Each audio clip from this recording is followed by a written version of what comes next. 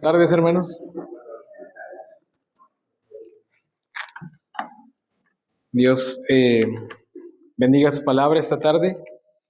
Y antes de introducir aquí al mensaje que quiero compartirles el día de hoy, pues bueno, quisiera antes mencionar algunas cosas. La primera es que este sermón o este mensaje tiene que ver con un tema. Normalmente yo predico de manera expositiva la palabra de Dios, es la forma en cómo me gusta predicarla. Mi esposa está de testigo, mis papás también. Pero en esta mañana Dios me llevó más que nada para preparar este mensaje que es de cuestión temática. Y no acostumbro muchas veces predicar de esta forma, sin embargo, creo que para ocasiones especiales se puede hacer algo especial en el sentido del mensaje. Y quisiera que tengan en mente eso, es un mensaje que quiero compartirles de algunas cosas que arden en mi corazón y ya desde hace tiempo, y yo creo que Dios nos puede hablar en esta tarde ya a nuestros corazones y tomémoslo como eso, como simplemente la voluntad de Dios que quiera para nuestras vidas. Así que yo he titulado este mensaje 10 faltas que enferman el alma del cristiano.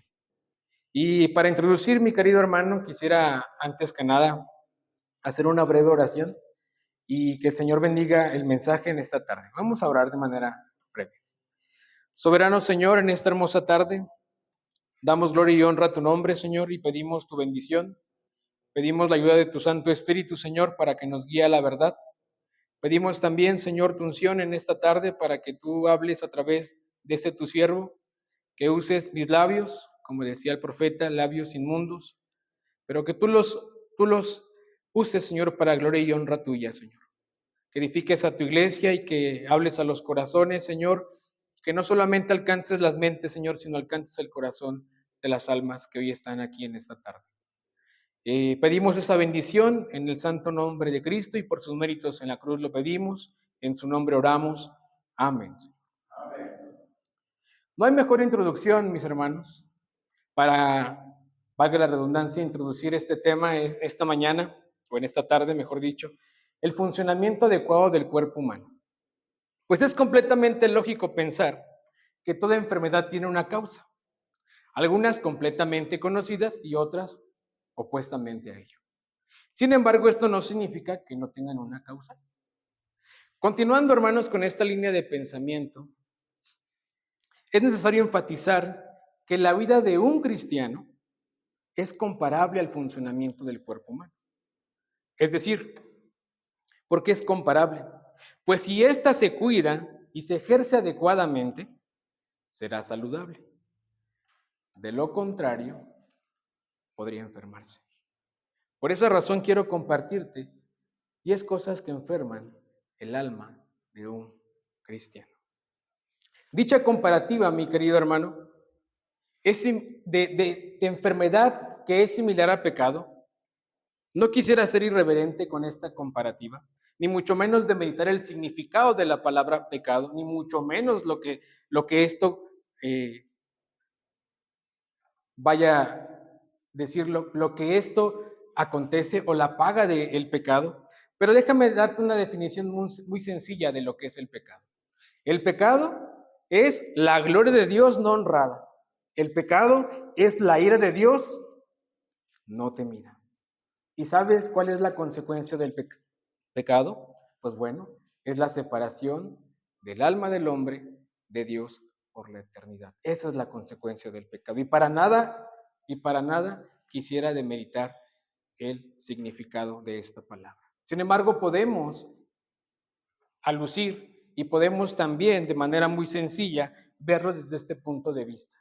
Si el alma del cristiano no se cuida, si yo no cuido mi vida espiritual, como el Señor pide y demanda que yo la cuide, entonces posiblemente puedo enfermarla. Así como cuido mi cuerpo, así como tomo vitaminas, así como voy al médico a chequeos continuos, bueno, de esa misma forma debemos cuidar también nuestras almas. Y déjame explicarte en qué consiste esto. Más adelante estaré introduciendo a estas 10 faltas. Y antes de introducir estas 10 faltas, te voy a compartir breves ejemplos de hombres de la Biblia que por un pequeño descuido terminaron regándola y bonito. Tú te acordarás ahí en Génesis capítulo 2 que Dios creó un hombre, ¿verdad? Y ese hombre fue creado con algo de manera muy específica. Fue creado sin pecado. Sin embargo, ese hombre cayó. ¿Sabes por qué cayó? Desobedeció una sola orden. ¿Sabes qué aconteció después? Bueno, fue expulsado del paraíso. El hombre sin pecado. El hombre más paciente, tú lo conocerás, la Biblia dice que fue Moisés, cayó por que perdió la cordura. Dios le dijo, solamente te pido que le pegues una vez a la peña y va a brotar agua. Pero perdió la cordura Moisés y le pegó 2 veces a la peña. ¿Y sabes qué aconteció después de esto? Dios no le permitió entrar a la tierra prometida. ¿Sabes qué pasó con el hombre más fuerte del mundo, Sansón? Bueno, él cayó por la seducción. Fue apresado y aparte de que fue apresado, fue burla y escarnio de sus enemigos. Solo bastó un descuido. El hombre conforme al corazón de Dios, que tal vez también has escuchado de este hombre, su nombre David, cayó en sus deseos. ¿Y sabes qué pasó? Sufrió pérdida en su casa y también sufrió pérdida en su reino. ¿Sabes qué pasó con el hombre más sabio del mundo, Salomón? Dice la Biblia que su corazón fue desviado. Amontonó lo que no tenía que amontonar los reyes, ni carros, ni mujeres, ni ir en pos de los ídolos. Se olvidó de esto, ¿y qué pasó? Su corazón se desvió. Posterior a ello, gracias y por la gracia de Dios, se arrepintió. Pero ¿sabes qué pasó después? Llegó su hijo y dividió el reino que tanto había costado, tanto a él, a su padre y parte al rey Saúl. La pregunta en esta mañana es, ¿habrá algo que nos haga pensar que somos superiores a ellos? Porque ve las descripciones, el hombre sin pecado cayó, el hombre más paciente cayó, el hombre más fuerte cayó, el hombre conforme al corazón de Dios cayó, el hombre más sabio cayó.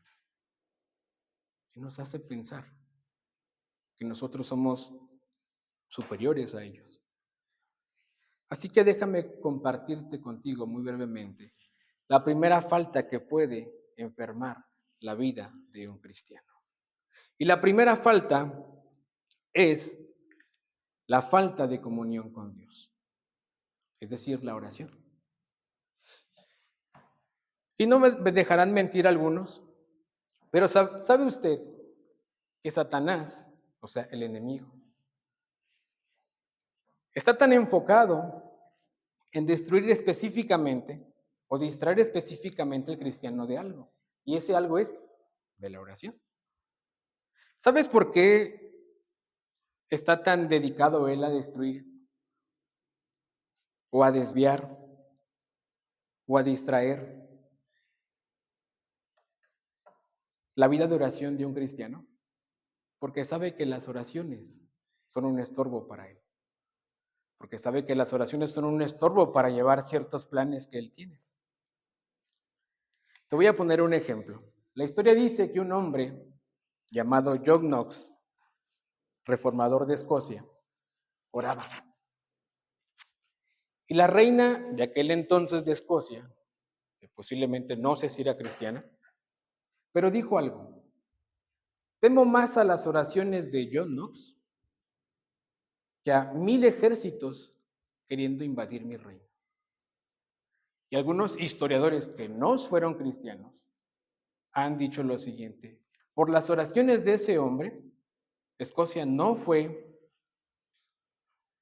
invadida y se pudo evitar el derramamiento de miles y miles de personas, el derramamiento de su sangre de miles de personas. Que Dios nos dé hombres como John Knox, hombres de oración.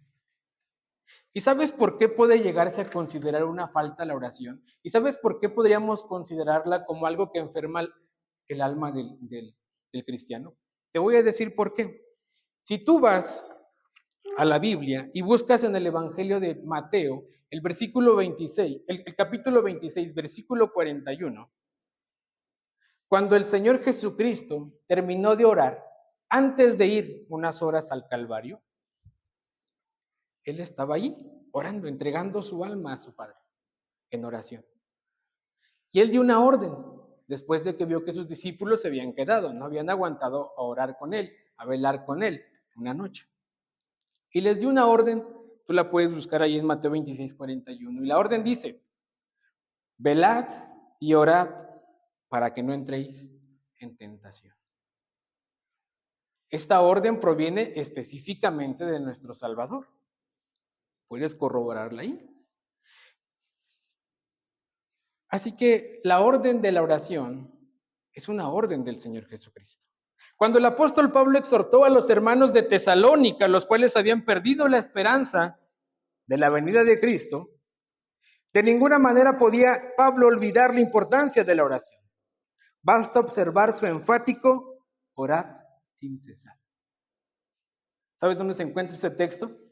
El segundo texto más corto de la Biblia, Primera de Tesalonicenses, capítulo 5, versículo 17. Orad sin cesar. Sin embargo, hermanos, algo que podemos enfatizar sobre esto es lo siguiente. Esta instrucción humanamente no provenía del apóstol Pablo, sino de la convicción e inspiración del Santo Espíritu de Dios. Orad sin cesar.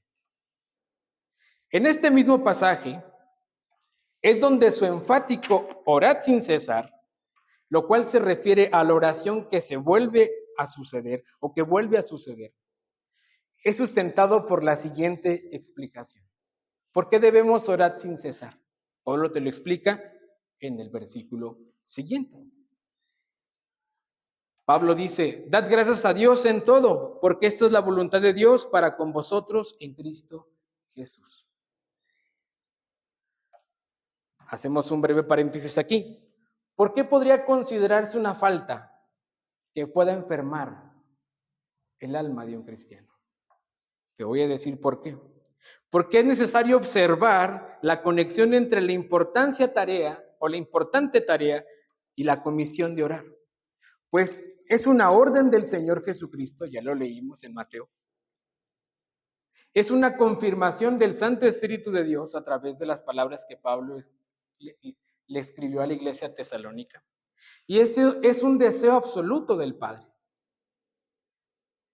Ve lo que dice Tesalonicenses 5:18. Dad gracias a Dios en todo. ¿Por qué? ¿Sí?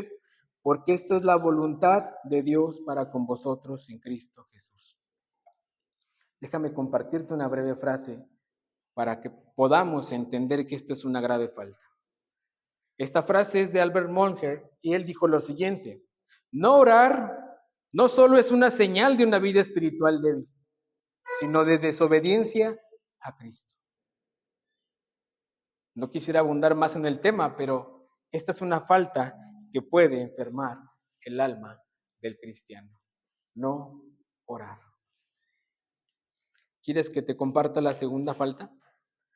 Bueno, la segunda falta tiene que ver con la meditación de la palabra de Dios, es decir, la lectura. ¿Cuál es la causa de la destrucción del hombre?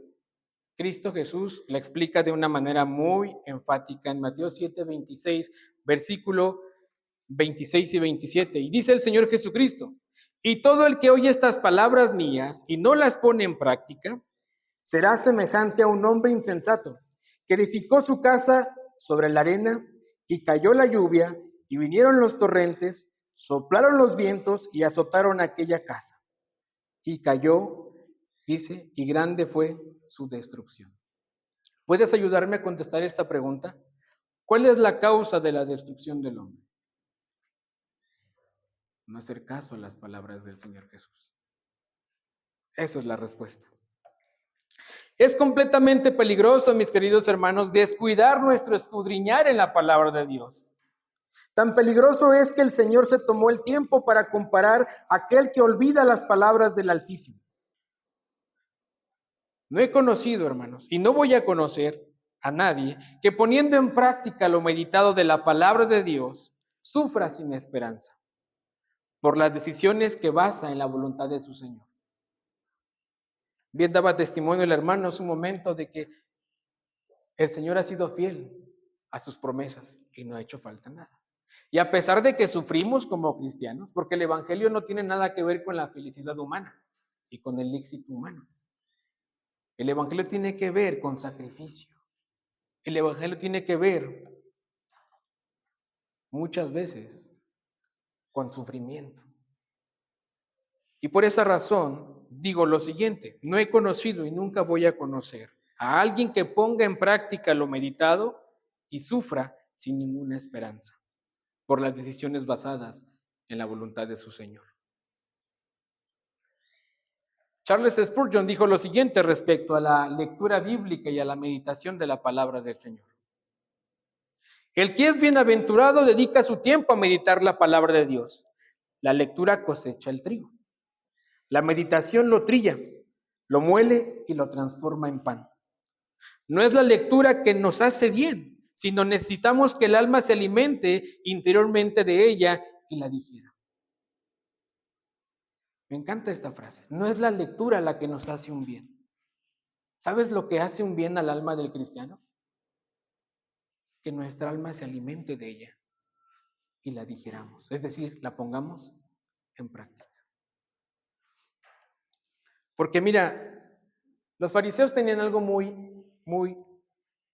una característica muy particular, que conocían la palabra de Dios, pero no conocían al Dios de la palabra. Y nosotros podemos caer en ello también. Podemos leer la palabra y pensar que nos estamos alimentando de ella. Pero a veces no es así. Entonces no es la lectura que nos hace el bien, sino que necesitamos que el alma se alimente interiormente de ella y la digiera. Ahora bien, quiero ponerte algo aquí en mente. El día está dividido en 3 partes, según los expertos. 8 horas las ocupamos para dormir. Y otras 8 horas las ocupamos para trabajar. Y las 8 horas restantes, ¿en qué las ocupamos? ¿Estará el Señor allí? ¿Estará su lectura? ¿Estará la meditación? ¿Quieres que vayamos más a esa reflexión? Bueno, si tú dices, bueno, voy a leer la palabra, no sé, una vez por semana. ¿Ok? ¿Tú crees que con 1 hora de lectura a la semana de la palabra de Dios le vas a poder hacer frente a tu carne, que es con la que tú batallas principalmente, al mundo, que también es nuestro enemigo, y a Satanás, que también es el enemigo? Pongámonos a reflexionar con estas 8 horas que nos quedan libres. ¿En qué las ocupamos? ¿En qué se va nuestro tiempo?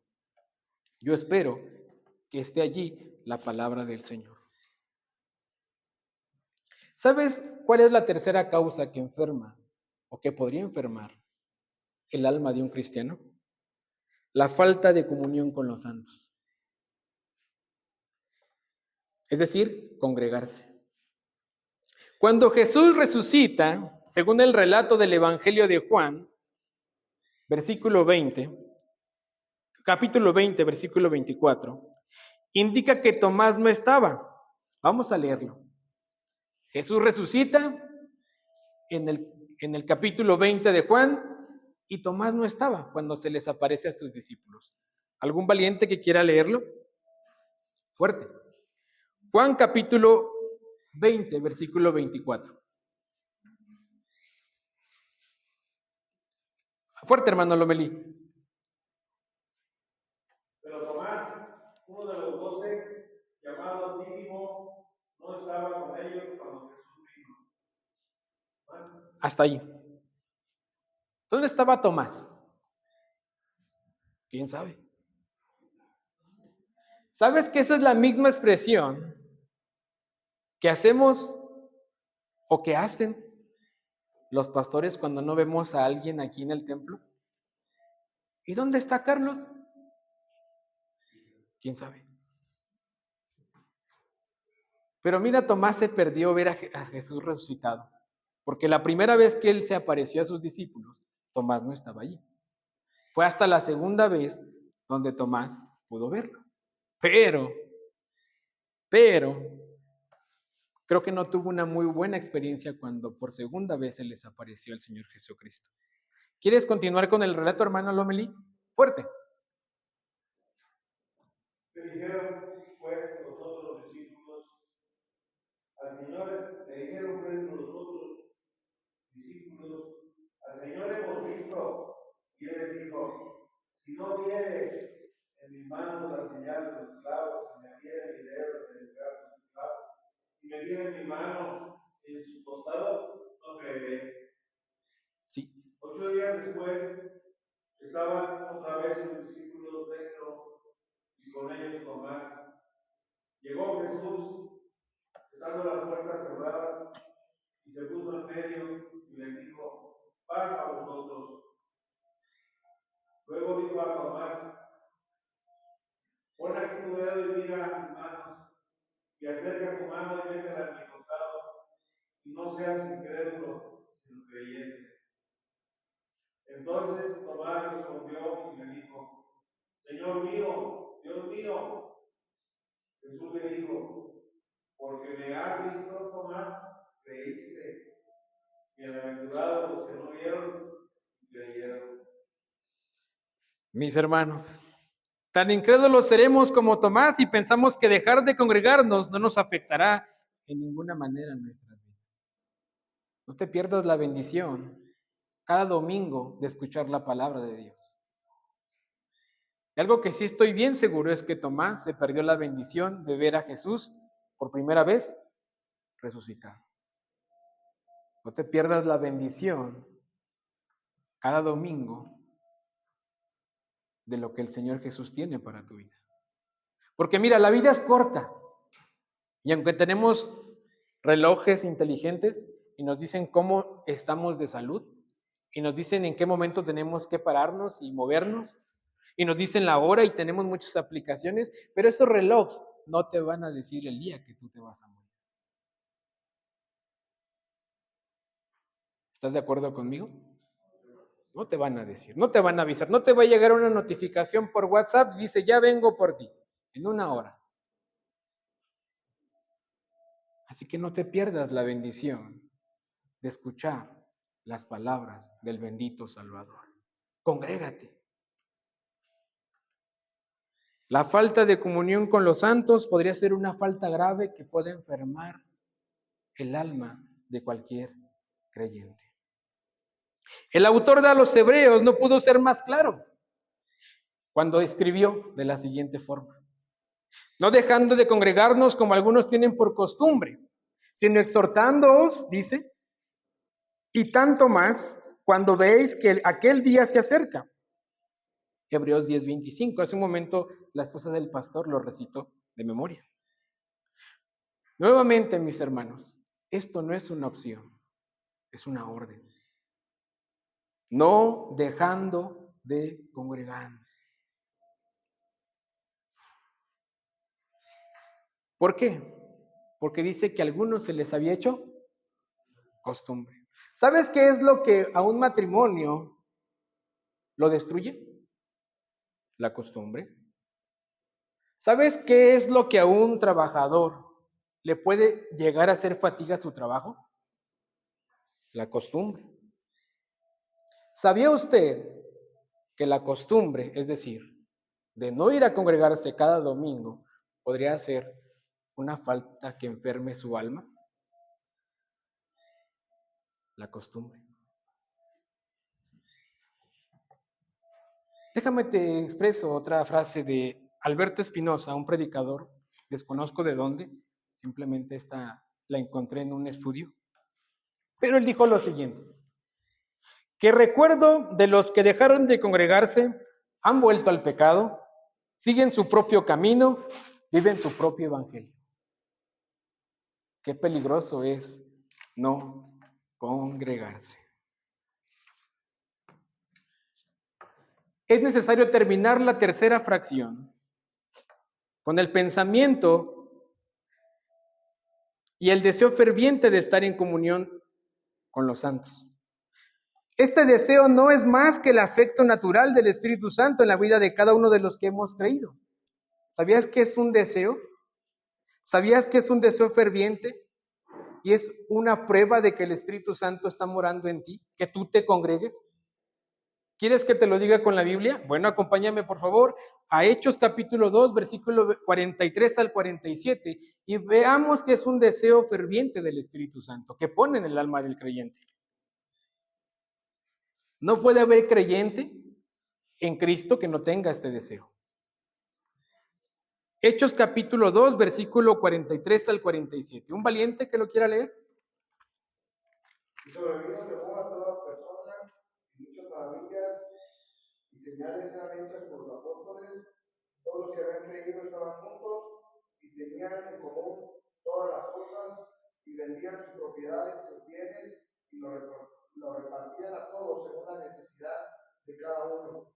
Y perseverando unánimes cada día en el templo, y partiendo el pan en las casas, comían juntos con alegría y sencillez de corazón, alabando a Dios y teniendo favor con todo el pueblo, y el Señor añadía cada día a la iglesia los que habían de ser salvos. ¿Ahora entiendes por qué es un deseo ferviente del Espíritu Santo? Que los que decimos ser cristianos nos congreguemos. Dice que sobrevino temor a toda persona y muchas maravillas y señales eran hechas por los apóstoles. ¿Sabes a través de qué poder hacían esas señales? A través del poder del Espíritu Santo.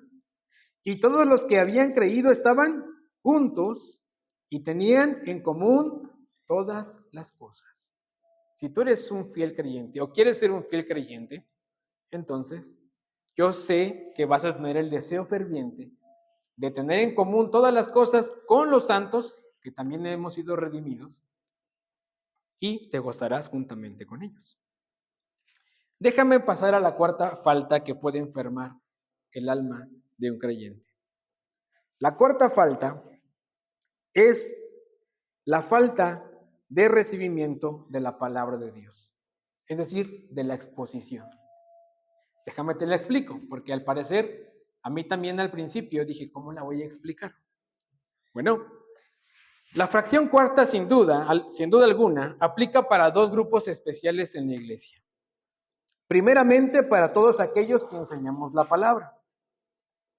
Y de manera secundaria aplica para los que la recibimos. Entonces, aplica para todos. Principalmente para los que la predicamos y enseñamos, pero también para quien la recibe. Es tan importante que tengamos en la mente y en el corazón las siguientes palabras. Porque es necesario, dice, que todos nosotros comparezcamos ante el tribunal de Cristo, para que cada uno reciba según lo que haya hecho mientras estaba en el cuerpo, sea bueno o sea malo. Segunda de Corintios 5, 10 al 11. Cristo en algún momento nos va a pedir cuentas de lo que hicimos y decimos y enseñamos aquí en esta tierra. Y por esa razón tenemos que tener en cuenta esto. Porque los que enseñamos y predicamos, Dios nos va a pedir cuentas de eso que enseñamos y predicamos. Y de los que recibieron la palabra, entonces Dios les va a pedir cuentas de lo que les recibieron. No nos escapamos ninguno del tribunal de Cristo. La pregunta es la siguiente. ¿Por qué es necesario recordar esto? Porque cada uno de nosotros daremos cuentas al Señor, ya lo dijimos. De modo que si queremos una vida espiritual sana para la iglesia del Señor, nosotros los que predicamos, entonces es importante predicar fielmente todo el consejo de Dios a su grey. Y por otra parte, es totalmente necesario que el rebaño del Señor busque y ansíe pastos verdes donde fortalecerse y crecer agradando con temor y temblor al Señor. Déjame te comparto otro pensamiento, este es de tu servidor. Un verdadero pastor dará y buscará los mejores pastos verdes para su rebaño. Un asalariado ni buscará ni se preocupará por el alimento de lo que solo es su salario.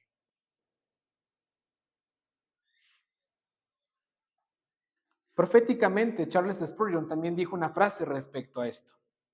Llegará el día en que en lugar de haber pastores alimentando a las ovejas, Habrá payasos entreteniendo a las cabras. Ve la condición de la iglesia actual. ¿Qué es lo que quiere escuchar la gente? ¿De qué tienen comezón de oír? ¿De prosperidad? ¿De éxito? ¿De cómo alcanzar la alegría? ¿De cómo ser más exitosos? ¿Y qué le predican los predicadores actuales a la iglesia actual? Hablo en términos generales.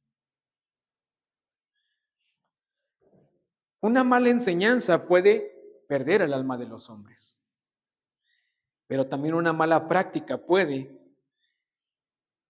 desviar un corazón. Esa es la razón por la cual aplica este punto para ambas partes. Nosotros que enseñamos la palabra debemos predicarla fielmente a la grey.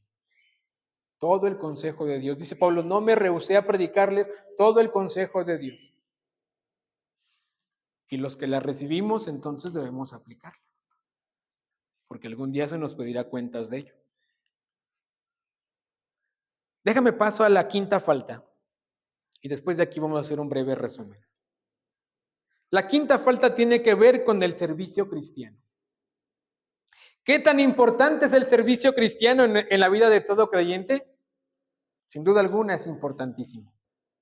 Una herramienta que no se utiliza, se oxida. Una herramienta que no se utiliza, después se desgasta. Posteriormente se pudre y finalmente se rompe. ¿Entendemos la analogía? La falta de servicio cristiano puede enfermar nuestra alma. A veces se necesitan más manos en la iglesia. Pero el problema es que mis manos se están desgastando por otras cosas que no son para la gloria de Dios. Y eso es peligroso. Porque no sé cuáles sean sus dones. Algunos sí los he visto, algunos otros tal vez tengo que poner más atención.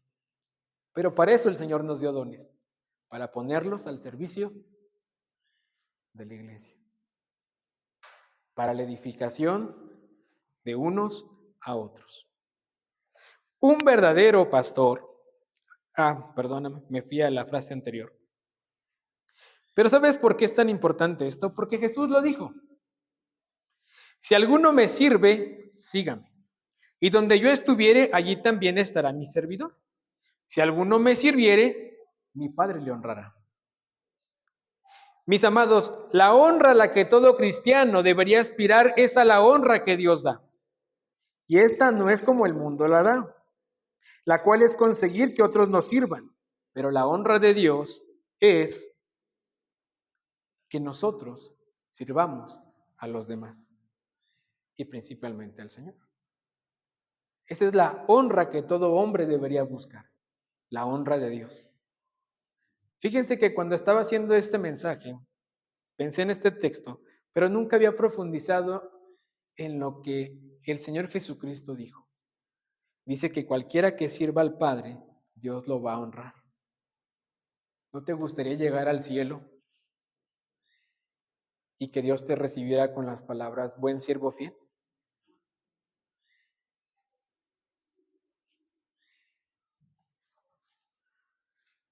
Yo quisiera que me recibiera así.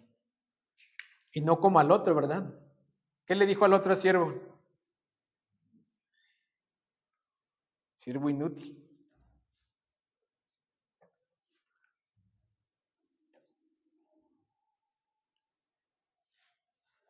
Estas palabras del maestro en Marcos 9:35 respecto al servicio son las siguientes.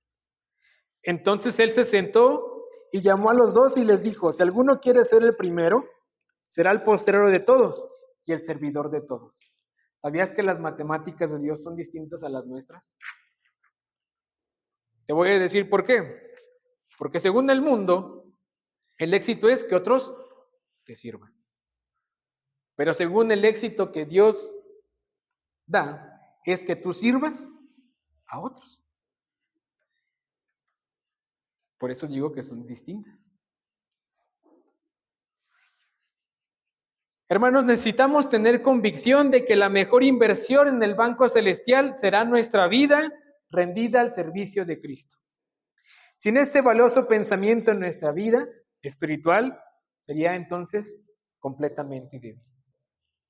Si tú no estás pensando en invertir en el reino celestial, posiblemente entonces tu vida espiritual flaquea.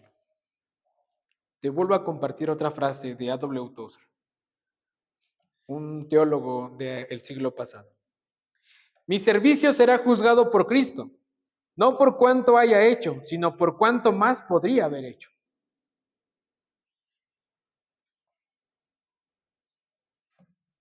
Hay tantas cosas que podemos hacer para el Señor y que no estamos haciendo. Hasta aquí un resumen. ¿Me pueden ayudar recordando las faltas que pueden enfermar a un cristiano? La primera falta, dijimos, falta de oración.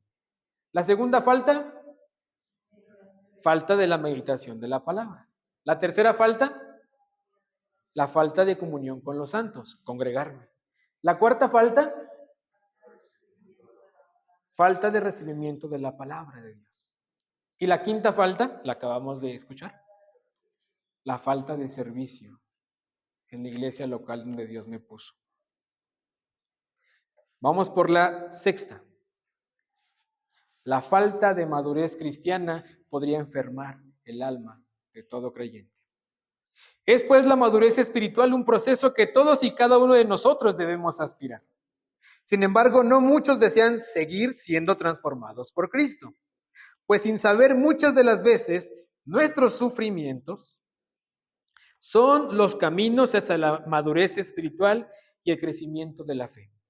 Sin embargo, no todos están dispuestos a sufrir y no todos aceptan sufrimiento como medida de crecimiento y semejanza de Cristo. ¿Sabías que los sufrimientos te hacen más semejantes a tu maestro? Porque si el maestro sufrió, que fue el maestro, ¿qué te espera a ti, que eres su alumno?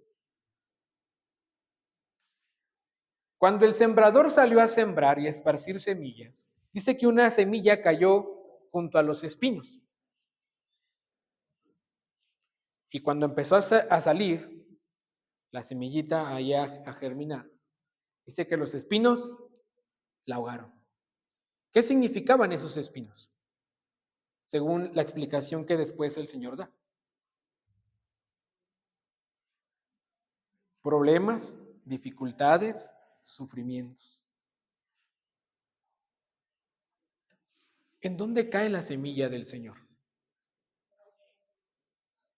La semilla del Señor se puede dar en esa tierra fértil, ¿verdad? Pero el pensamiento es el siguiente. A veces la gente piensa que la vida cristiana es fácil, pero no es fácil. Es una vida de sufrimiento continuo. ¿Sufrimiento por qué? Porque tengo que apartarme de lo que más me encanta, de lo que más me gusta. Y si me gusta deleitarme en la carne y en las cosas de la carne y en las cosas que me ofrece el mundo, que son contrarias a Cristo, entonces sufro. Pero no hay sufrimiento en este mundo que se compare a las glorias venideras que nos esperan en el reino celestial. Ni de enfermedad, ni de persecución, y lo dice Pablo en Romanos capítulo 8.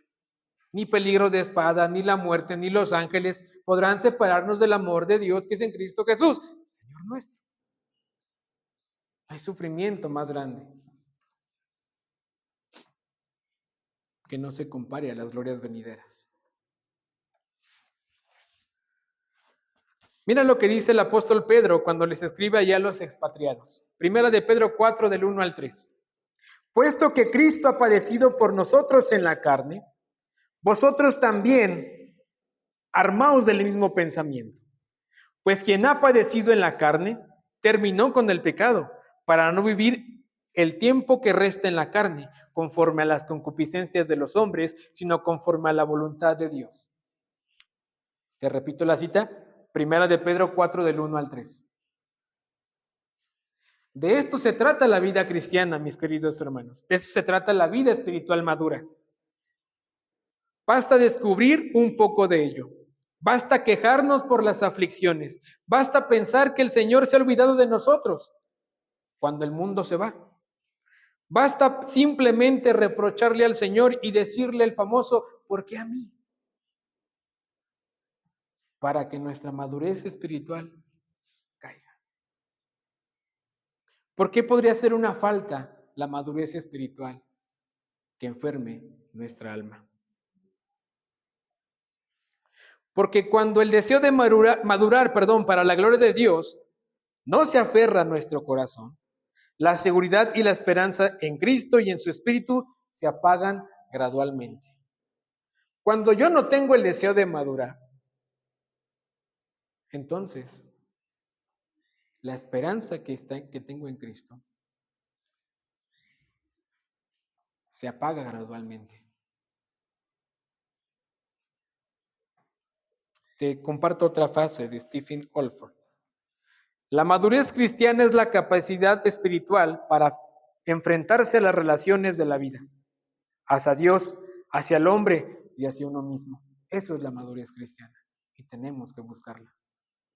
Vámonos con la séptima falta que puede enfermar la vida de un creyente.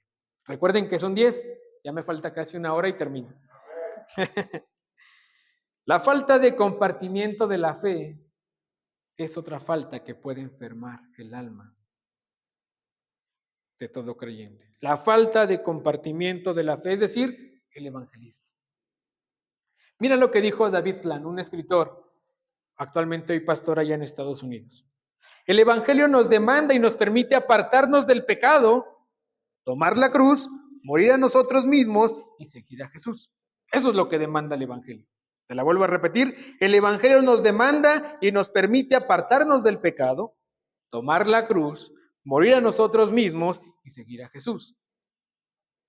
Bueno, es el evangelismo el que debe esperar y debe empezar, por nosotros mismos. Déjame te explico por qué. Pues es el glorioso evangelio quien nos transforma día con día, y si no comienza en nuestra casa, que es nuestra Jerusalén, entonces no esperemos a ir a lo último de la tierra. Si el evangelio no comienza en tu corazón, no esperes que otro se convierta. No esperes ir y que otro se convierta. El evangelio primeramente debe transformar nuestra vida. Y el evangelismo primeramente comienza por mi casa. Si yo que estoy casado, constantemente no estoy aplicando el evangelio a mi matrimonio, ¿tú crees que eso va a funcionar cuando lo quiera ir a aplicar a otro lado? Y así sucesivamente. Si tú que eres padre o madre o hijo o hija, quieres ir a predicar el evangelio, pero no has aplicado ese evangelio a ti y no ha transformado ese evangelio tu vida, tu carácter, tu pensamiento, tu forma de ser, el famoso así soy yo, y así me hicieron, y así fue mi padre, y así fue mi madre, y así también voy a ser yo. Si eso no ha transformado el evangelio, entonces no esperes que eso transforme a otras almas. Porque el evangelio primeramente empieza por nosotros. ¿Por qué la falta de compartimiento de fe puede enfermar el alma de un cristiano? ¿Qué tan peligroso es olvidarme de compartir mi fe? Bueno, es tan peligroso que Pablo mismo dice de la siguiente forma. Ve a 1 Corintios 9:6. Yo te lo voy a leer en otra versión, pero quiero que lo comparemos. ¿Qué tan peligroso será no compartir mi fe? Según el apóstol Pablo. Primera carta a los Corintios 9:6.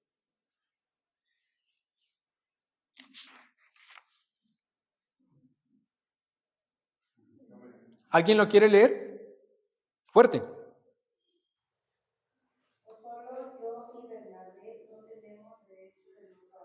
Primera de Corintios 9:6. ¿Sí? Posiblemente yo me equivoque en la cita, pero aquí lo tengo en la NBI. Te lo voy a leer. Dice así. Pablo mismo dice, sin embargo, cuando predico acerca de las buenas noticias, no tengo de qué enorgullecerme, ya que estoy bajo la obligación de hacerlo. Ay de mí si no predico las buenas noticias. ¿Alguien sabe cuál es la cita correcta? La busca y al final, ¿quién? 9:16. Ajá. No tengo por qué gloriarme, porque me es impuesta necesidad y hay de mí, anunciaré el Evangelio. Ay de mí, dice Pablo, si no anunciara el Evangelio. Ay de nosotros, mis queridos hermanos, que no anunciamos el Evangelio. Ay de nosotros. Y recuerden que los ayes en la Biblia son peligrosos. Ay de mí, si no anunciare el Evangelio. Por esa razón es peligroso no compartir mi fe.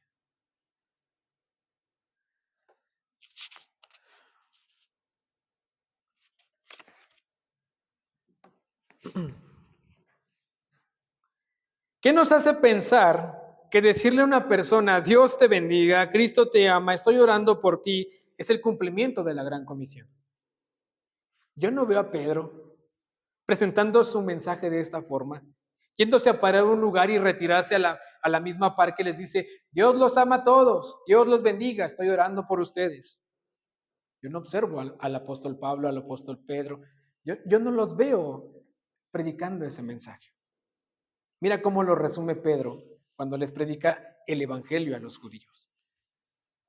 Les dice de la siguiente forma, Pedro les dijo, según Hechos 2:38, arrepentíos y bautícense cada uno de vosotros en el nombre de Jesucristo para perdón de los pecados y recibiréis el don del Espíritu Santo. ¿Sabes por qué mataron a Juan el Bautista? Por predicar el arrepentimiento. ¿Sabes por qué crucificaron a Jesús? Por predicar el arrepentimiento.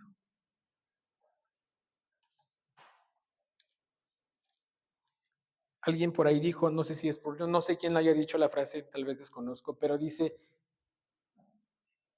si Cristo predicara el mismo mensaje que hoy predican los predicadores actuales, posiblemente no lo hubieran crucificado.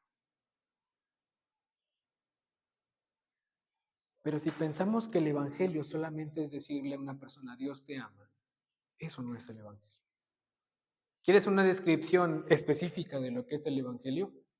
Ve a 1 Corintios capítulo 15, versículo del 1 al 5 y vas a ver qué es lo que dice Pablo respecto al evangelio. ¿Qué es el evangelio? Eso es el evangelio y eso es lo que Pablo predicaba. ¿Y sabes qué? Por esa razón Pablo fue decapitado, por predicar el evangelio.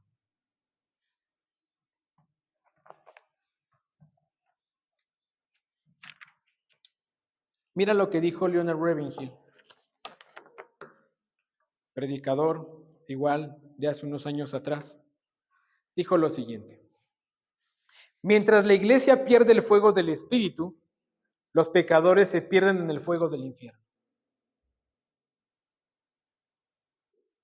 ¿No nos duele eso? ¿No penetra esto en nuestras conciencias? ¿No te pone a decir lo que Pablo decía? ¡Ay de mí si no anunciara el evangelio!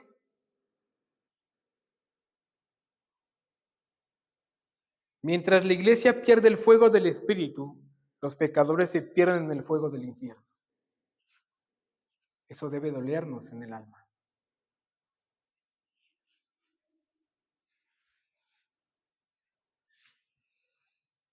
Mis hermanos, temo decir que la iglesia actual está perdiendo la unción. Con temor lo digo. Temo saber que nuestros corazones no ardan cuando el evangelio es vituperado y la doctrina no obedecida. Temo decir que nuestra fe es tan pequeña y tan cobarde muchas veces que no nos mueve a salir junta o separadamente a predicar las buenas nuevas. ¿Sabes que la orden de id y predicar el evangelio tiene que ver con una cosa y es id es un imperativo, ¿verdad? Y ese id también se puede decir o interpretar yendo. Muchos ven el id como decir, tengo que salir muy fuera para poder cumplir la comisión. Y aunque sí es así, pero no necesariamente es así. Porque ese id, aunque sí tiene que ver con ir, pero también se puede aplicar mientras yo voy, mientras yo ando, mientras yo vivo, estoy compartiendo el Evangelio. La forma en cómo me expreso, la forma en cómo yo hablo, la forma en cómo yo vivo, estoy expresando el Evangelio. La forma en cómo yo, cuando necesito compartir el Evangelio, cuando enardece mi corazón y sé que necesito compartírselo a tal persona, debo de hacerlo. Y no solamente decirle, Dios te bendiga, estoy orando por ti. Predícale el Evangelio. Predícale el arrepentimiento, predícale el perdón de pecados que hay en Cristo Jesús. Más adelante lo explicaré con más detalle. Vamos al punto octavo. La falta de santidad es una falta que puede enfermar el alma del cristiano. Hablar de la santidad en la vida del cristiano nos llevaría horas y estudios y compendios de esto, pues es un tema tan profundo y apasionante para todos aquellos que quieren conocer la voluntad de Dios. ¿Alguien de aquí quiere conocer cuál es la voluntad de Dios hoy para su vida? Que levante la mano. ¿Quién quiere conocer la voluntad de Dios hoy para su vida? Bueno, ya tenemos por aquí a varios. Bueno, acompáñenme a Primera de Tesalonicenses, capítulo 4, versículo 3 al 8, y ahí está la voluntad de Dios para tu vida. Cuando estés ahí, puedes contestar con un amén y le vamos a dar lectura todos juntos. Primera carta a los Tesalonicenses, capítulo 4, versículo 3 al 8. ¿Quieres conocer la voluntad de Dios para tu vida? Bueno, vamos a leerlo. ¿Ya están conmigo? Vamos a leerlo todos juntos. Pues la voluntad de Dios es vuestra santificación, que os apartéis de fornicación, que cada uno de vosotros sepa tener su propia esposa en santidad y honor, no en pasiones de concupiscencia, como los gentiles que no conocen a Dios. Que ninguno agravie ni engañe en nada a su hermano, porque el Señor es vengador de todo esto, como ya os he dicho y testificado.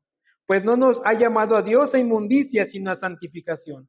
Así que el que desecha esto, no desecha a hombre, sino a Dios, que también nos dio su Espíritu Santo. Según el texto, ¿cuál es la voluntad de Dios para nuestras vidas? La santificación. Eso es la voluntad de Dios. Eso es la voluntad de Dios para tu vida y hoy.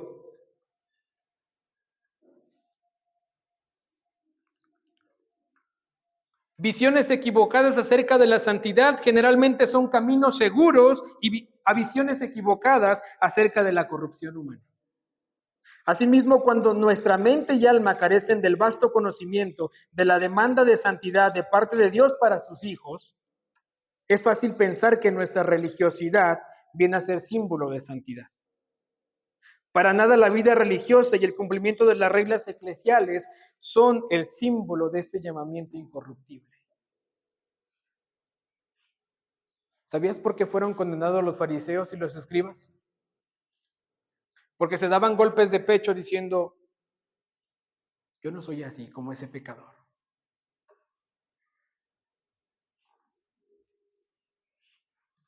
¿Sabes por qué fueron condenados? Por su vida religiosa.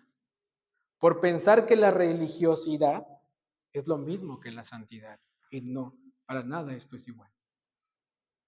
No es que vengas, cumplas, estés el domingo aquí sentadito, bien vestido y medio leas un versículo y de repente saludes a un hermano. Eso no es santidad.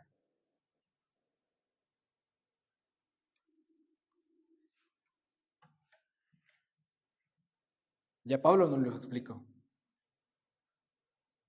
Claro que la santidad me va a traer aquí. Claro que la santidad me va a hacer que yo me goce con mis hermanos. Claro. Pero si yo pienso que eso me ayuda a, o si yo pienso que eso es santidad, entonces caería en religión, en religiosidad espiritual.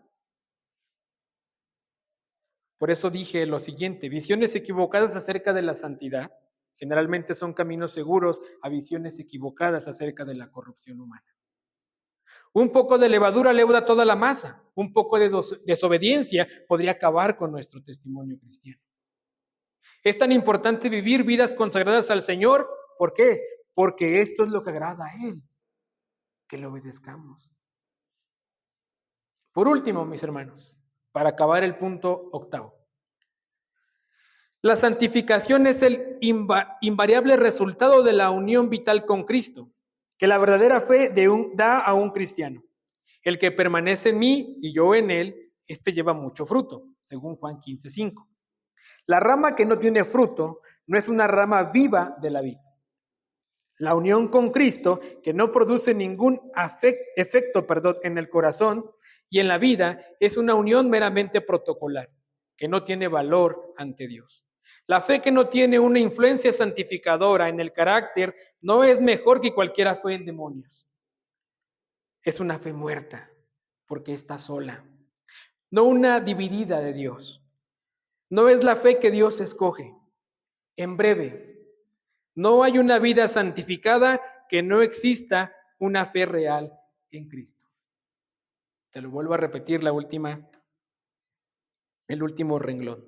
En breve, no hay una vida santificada, dice, no existe una fe real, que no exista una fe real en Jesucristo. Esta frase es de J.C. Ryle.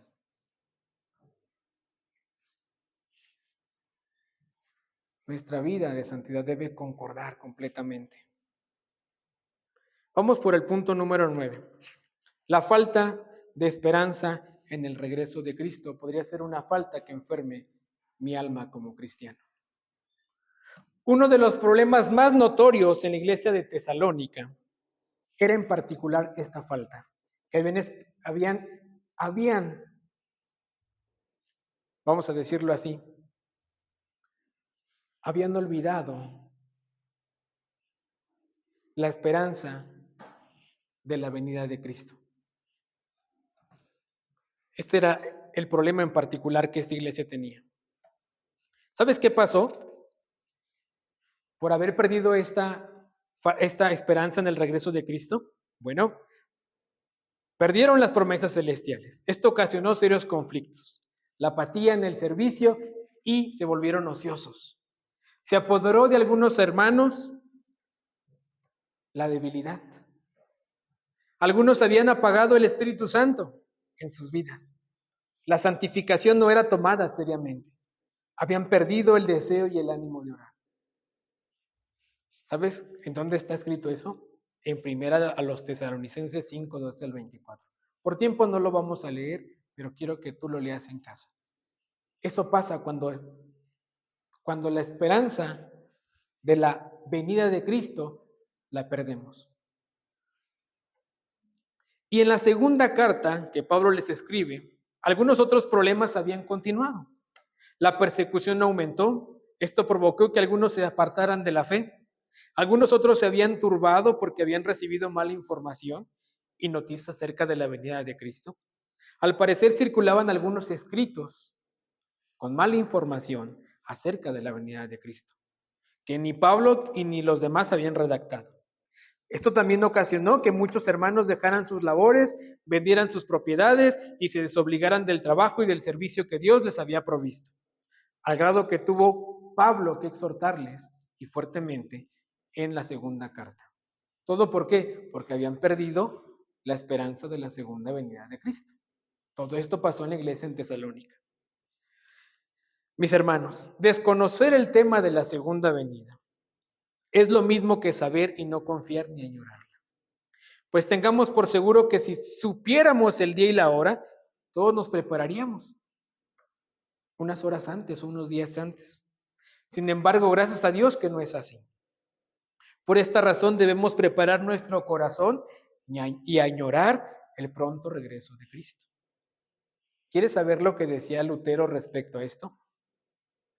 Déjame explicarte y citarte una frase de Lutero. Yo predico como si Cristo hubiese sido crucificado ayer, haya resucitado hoy y fuese a venir mañana.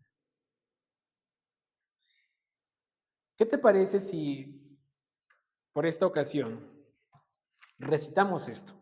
En vez de yo predico, ponemos yo vivo.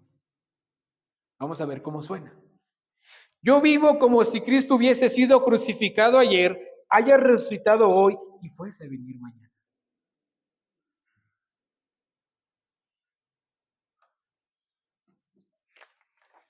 Espero que sea un deseo ferviente en nuestro corazón, que Cristo venga pronto. Vamos por la última cosa que puede enfermar el alma de un cristiano. La falta de temor y reverencia a Dios. Llegamos a la 10ª falta, mis hermanos. Ya estamos terminando, ya. Algunos ya, hermanos, ya, hermano, ya. Vale. No tengo duda de afirmar, mis hermanos, que el broche de oro es esta falta. La falta de temor y reverencia a Dios, con la que voy a cerrar este estudio temático.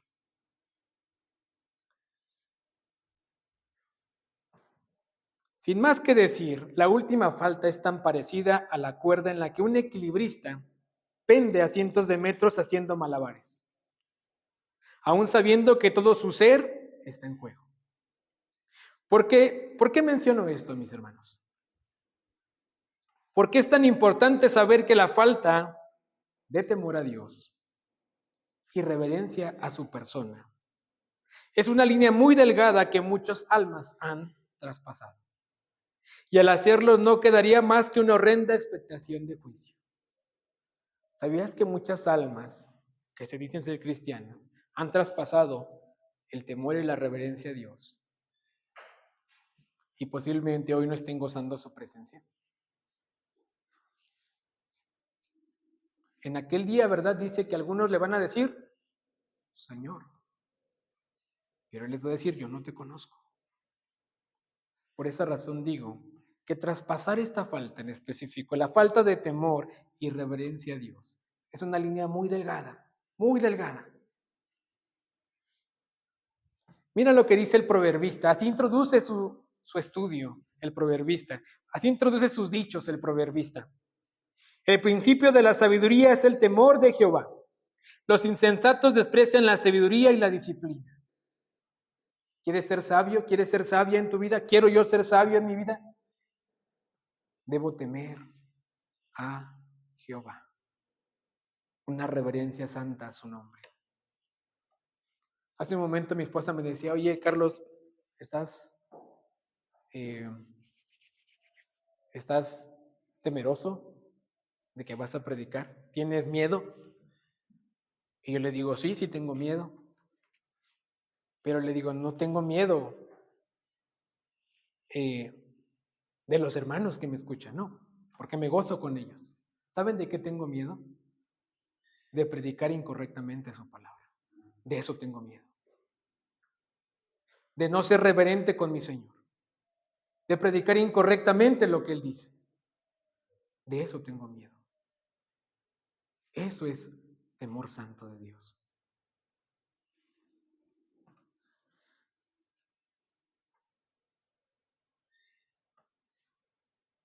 Hoy todo mundo tiene miedos, hermanos. Tiene pavores, tiene fobias. Pero ¿saben qué? El mundo no teme a Dios. Y Pablo ya lo había dicho desde antes. Cuando tú vas a Romanos capítulo 3, versículo 11, mira lo que dice Pablo. No hay quien entienda, no hay quien busque a Dios. Y después el versículo 18, que es con el que termina Pablo, dice de la siguiente forma, no hay temor de Dios delante de sus ojos. El ser humano teme a todas y a muchas cosas, pero ¿sabes qué? No teme a Dios. Y esa es la perdición. ¿Qué necesito para ir al infierno? ¿Qué necesitas para ir al infierno?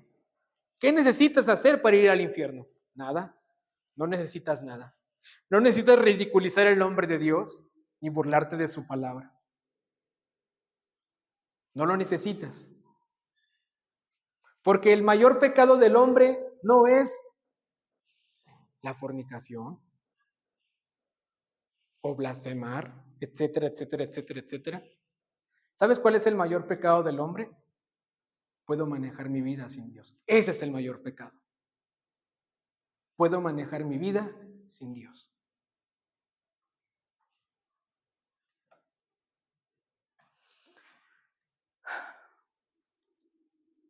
Que el Señor nos libre de este grande mal, hermanos, de no temer a su nombre, de no ser reverentes con Él. Alma que no conoces a Cristo, que no has venido a sus pies, que no has reconocido que su sangre te puede limpiar y lavarte, purificarte.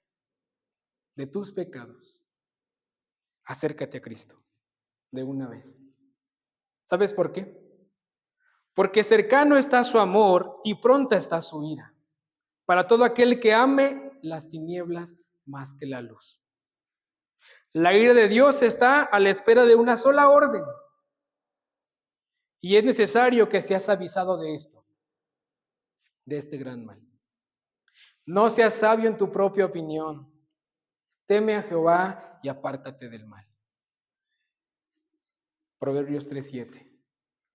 Mi amado hermano, que piensas que puedes andar sin temer santamente al Señor y coquetear con el pecado y coquetear con los males de este mundo y coquetear con los afanes de este mundo, ¿sabes qué? Estás pronto a que esto te arrastre.